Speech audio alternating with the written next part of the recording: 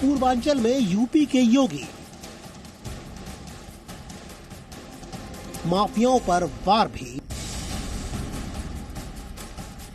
संस्कृति और संस्कार भी।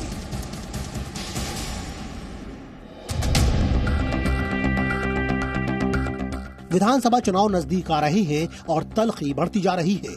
यूपी के सियासी इतवार में आज वार संस्कार का बोलबाला था। विपक्ष पर वार सुनाई दे रहा था और राजनीतिक मंच पर संस्कार भी दिखाई दे रहे थे। आप सोचेंगे कि ऐसा क्या हुआ? ये हो रहा है पूर्वांचल की जमीन पर, देवरिया जिले में, जहां से सीएम योगी ने आज 200 करोड़ 92 लाख की 412 विकास परियोजनाओं का लोकार्पण और शिलान्यास किया। और फिर विपक्ष पर जमकर हमला बोलने से पहले शुरुआत की बाल गोपालों के अन्न प्रशासन संस्कार से। ये उसी सियासी सुपर संडे की तस्वीर है जो राजनीति के कर्कश तेवर पर खत्म होती है, लेकिन यहाँ इसकी शुरुआत हुई खीर से। यूपी सरकार की अन्न प्राशन योजना के तहत सीएम योगी ने बच्चों को खीर खिलाई और उसके बाद अलग अलग सरकारी योजनाओं के लाभार्थियों को सम्मानित किया गया। फिर शुरू हुआ विपक्ष पर हमला। माफियाओं को सफाया करने वाले सीएम योगी ने आज विपक्ष को उसके विनाश की वजह भी बता दी। ये जितने माफिया हैं, ये सब भस्मासुर हैं, भस्मासुर।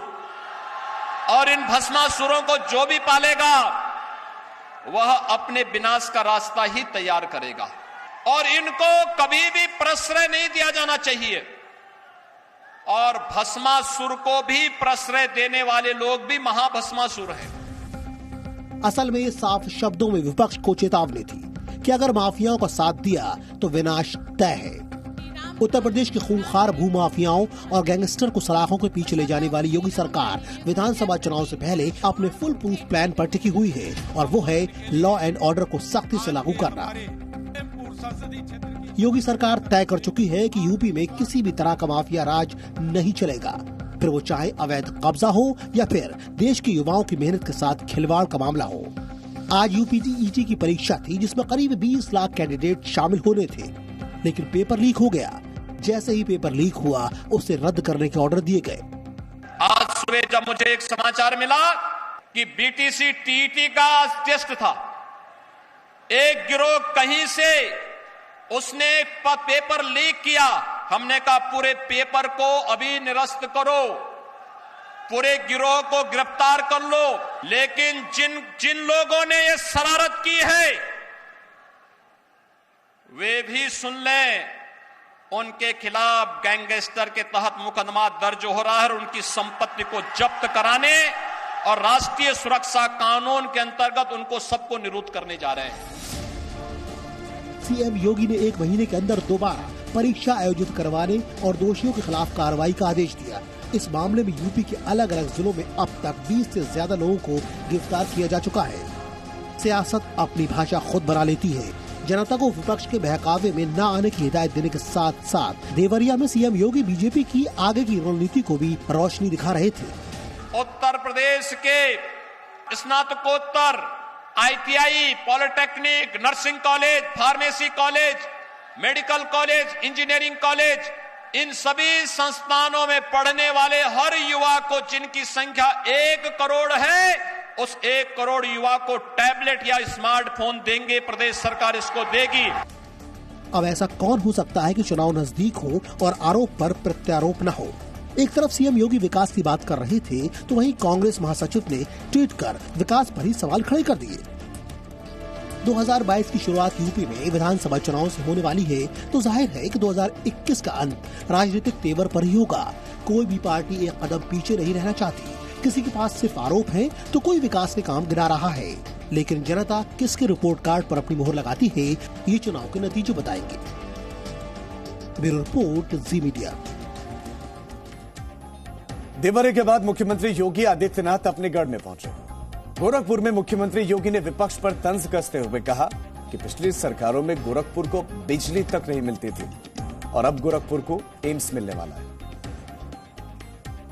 गोरखपुर में तो बीआरडी मेडिकल कॉलेज में सुपर स्पेशलिटी ब्लॉक की स्थापना हुई है और साथ साथ all India institute of medical sciences का भी स्वयं एम्स जिसके लिए दिल्ली जाना होता था वो गोरखपुर में ही आ गया है। गोरखपुर में अगले महीने प्रधानमंत्री जी उसका उद्घाटन करने जा रहे हैं। और अब बात करते हैं समाजवादी पार्टी की रणनीति की। अध्यक्ष अखिलेश यादव 1 दिसंबर से 3 दिसंबर तक बुंदेलखंड में समाजवादी विजय रथ चलाएंगे। 1 दिसंबर को अखिलेश यादव बांदा से शुरू करेंगे विजय रथ यात्रा और उसके बाद महोबा, ललितपुर और झांसी में विजय रथ निकालेंगे। लेकिन आज वो एक निजी कार्यक्रम में उत्तर प्रदेश के प्रतापगढ़ पहुंचे। कार्यक्रम बेशक निजी था, लेकिन वहां भी वो यूपी सरकार पर राजनीतिक हमला करने से नहीं चूके। अखिलेश यादव ने मुख्यमंत्री योगी पर तंज कसते हुए कहा कि मार्च में जनता उनको मार्च कर देगी। अभी आपने मुख्यमंत्री जी को पैदल चलते देखा था, जो अभी से पैदल हो गए हों, और मार्च करते देखा उनको आपने, मार्च करते हुए। जब मार्च आएगी तो जनता इनका मार्च कर देगी। अभी ये कौन है, किनका नाम ले रहे हो आप?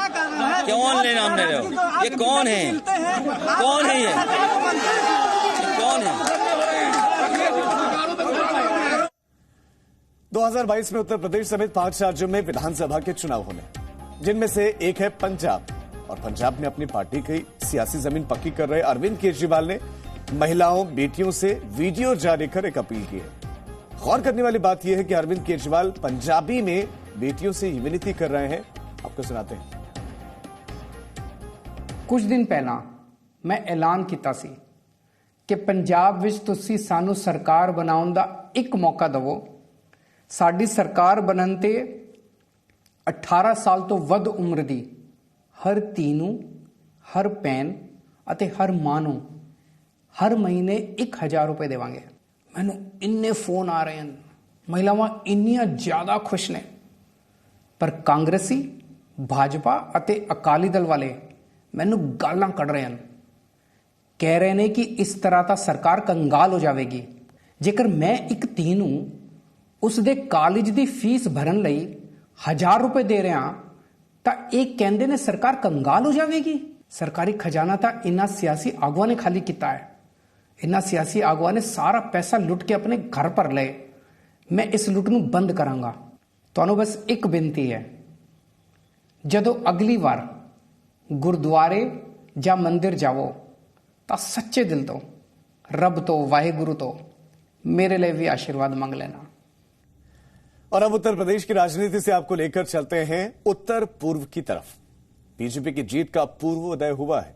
त्रिपुरा नगर निकाय चुनाव में बीजेपी की बहुत बड़ी जीत हुई है। कुल 334 सीट में से 329 सीट पर बीजेपी को जीत मिली है। वहीं सीपीएम को 3 और टीएमसी को सिर्फ 1 सीट पर जीत हासिल हुई है। इस पर बीजेपी के राष्ट्रीय अध्यक्ष जेपी नड्डा ने कार्यकर्ताओं को बधाई दी और कहा कि ये विकासवादी सोच की बड़ी जीत है। प्रधानमंत्री श्री नरेंद्र मोदी जी के नेतृत्व में हमारे केंद्र और राज्य सरकारें सदैव गरीब कल्याण के प्रति समर्पित रही हैं। देश की जनता विकास चाहती है और निरंतर नकारात्मक और संकीर्ण राजनीति को हमेशा खारिज करती रही है। त्रिपुरा के स्थानीय निकायों के चुनाव भारतीय जनता पार्टी की यह ऐतिहासिक विजय राष्ट्रवादी ताकतों की जीत है, विकासवादी सोच की जीत है। साथ ही यह विघटनकारी ताकतों और हिंसा की राजनीति करने वाले और त्रिपुरा का अपमान करने वालों को की करारी हार है और उनको एक सबक है। प्रधानमंत्री नरेंद्र मोदी ने भी ट्वीट किया और त्रिपुरा निकाय चुनाव पर जीत की बधाई प्रधानमंत्री नरेंद्र मोदी ने कार्यकर्ताओं को दी। कहा कार्यकर्ताओं ने अथक परिश्रम किया और लोगों की सेवा की। सरकार कई पहलों में आगे रही। जनता ने आशीर्वाद दिया और जनता ने अच्छा शासन करने वालों को प्राथमिकता दी है। त्रिपुरा निकाय चुनाव पर प्रधानमंत्री नरेंद्र मोदी ने भी जीत की बधाई दी। प्रधानमंत्री का ट्वीट और एक क्लियर मैसेज जनता ने दिया है, त्रिपुरा की जनता ने दिया है। उन्होंने लिखा कि प्राथमिकता गुड गवर्नेंस है। अब एक छोटे से ब्रेक का वक्त है।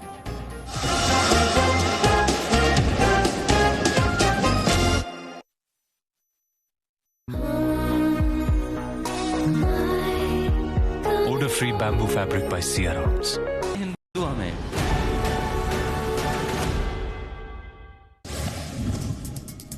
बेटी पढ़ेगी तभी तो आगे बढ़ेगी। इसका एकदम सटीक उदाहरण ये वीडियो है, जिसमें दुल्हन के जोड़े में एक लड़की एग्जाम दे रही है। ये घटना गुजरात के राजकोट की है, जहां एक दुल्हन फेरे लेने से पहले एग्जाम